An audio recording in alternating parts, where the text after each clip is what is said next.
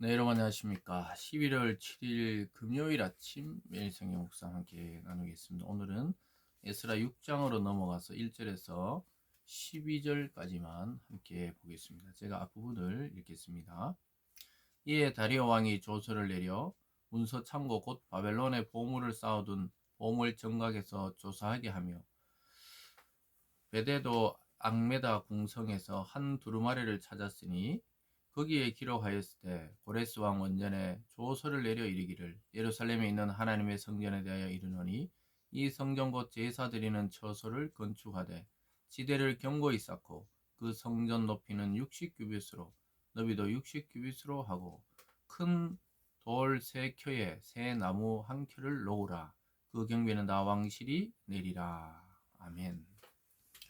오늘 본문의 내용을 중심으로 새로운 길을 여시는 하나님, 새로운 길을 여시는 하나님이라는 제목으로 말씀을 증거하겠습니다.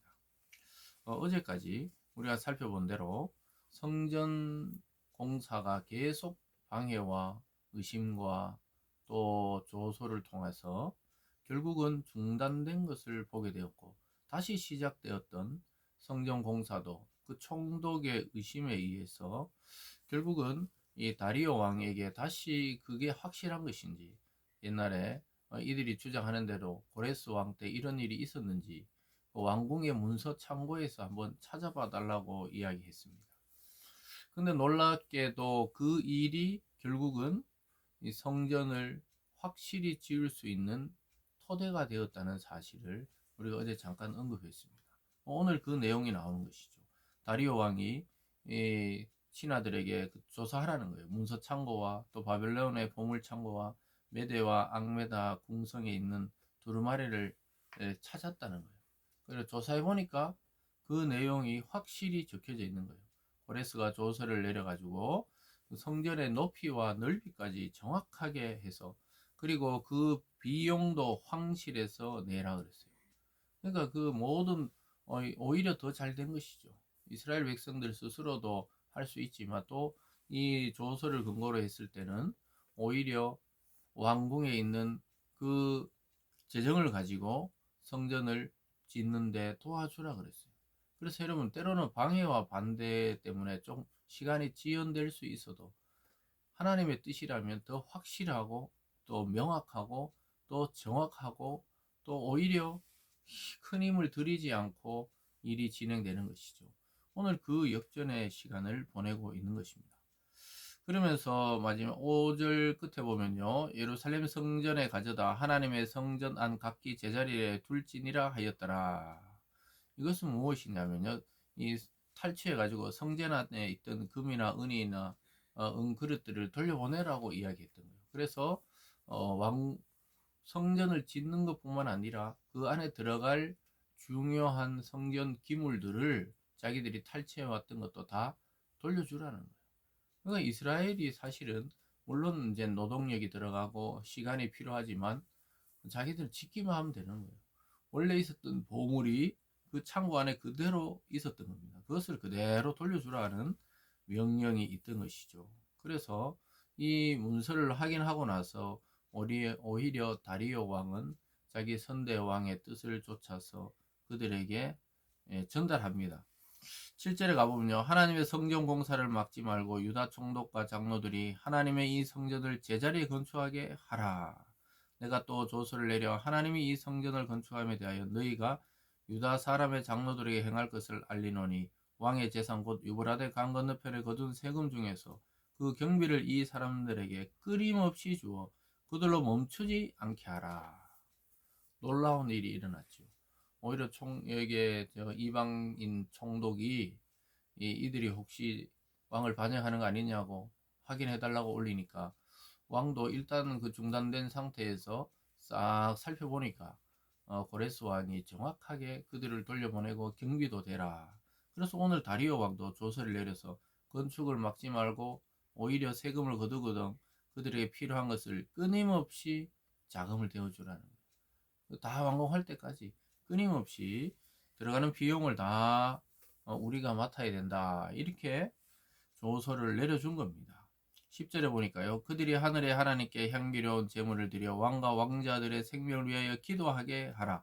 내가 또 명령을 내리노니 누구를 막론하고 이 명령을 변조하면 그의 집에서 들보를 빼내고 그를 그 위에 매달게 하고 그의 집은 이로 말미암아 거름더미가 되게 하라. 사랑하는 여러분, 이보다 더 확실한 이 보증이 어디 있겠습니까? 왕조 시대 또 그 제국의 왕이 명령을 내려서 절대로 변개하지 마라.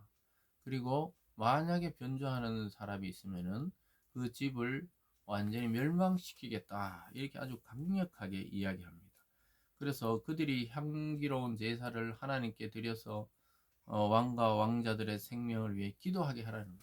결국 자기 제국을 위해 기도할 장소라고까지 인정하는 것입니다.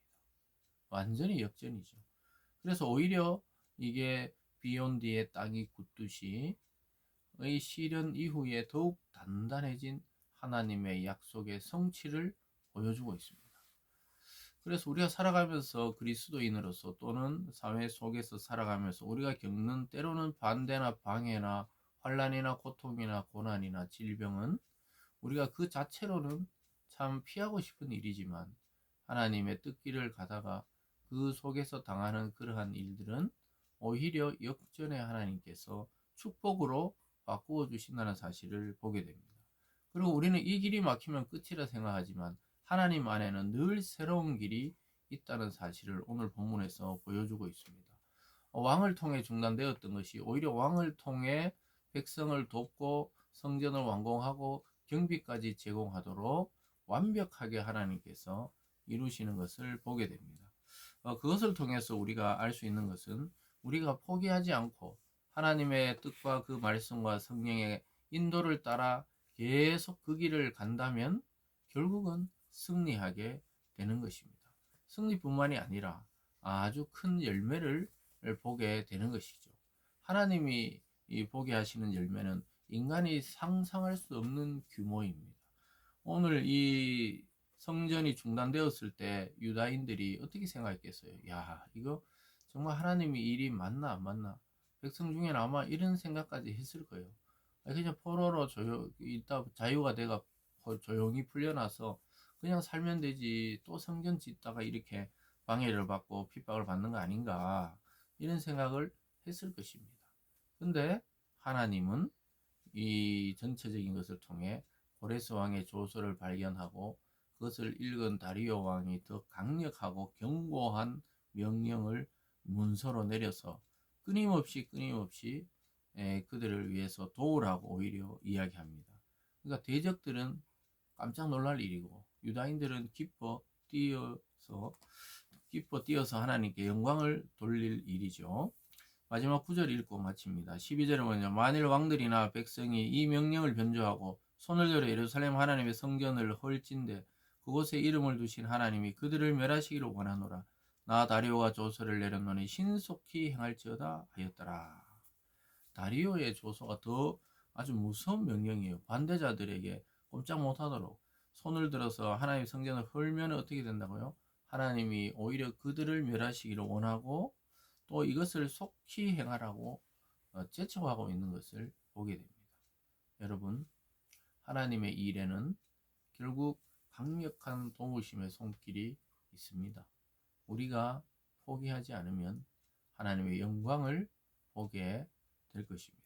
오늘 말씀을 통해 하나님 안에는 여러 길이 있고 새 길이 있고 우리가 사방이 막혀도 하늘은 뚫려 있듯이 하나님의 방법은 인간의 그 악한 꾀를 뛰어넘을 뿐만 아니라 그 악한 꾀가 완전히 힘을 못 쓰도록 전혀 힘을 못 쓰도록 완벽하게 상황을 정리하신다는 사실을 기억하시면서 두려워하지 말고 하나님이 주신 우리에게 주신 각자의 소명을 따라 오늘도 우리의 자리를 지키며 나아가는 저와 여러분이 되기를 바랍니다. 기도하겠습니다. 사랑의 하나님 아버지 감사드립니다. 하나님 안에는 늘 새로운 길, 새로운 방법, 새로운 사람을 붙여서 우리를 돕고 하나님의 일을 이루신다는 사실을 보게 되었습니다. 우리 모든 성도들이 하나님이 주신 그 소명과 사명의 길에 흔들림 없이 바로 서서 걸어갈 수 있도록 오늘 이 아침에도 하나님이 주시는 힘으로 충만케 하여 주시옵소서. 감사드리며 예수님 이름으로 기도드리옵나이다. 아멘.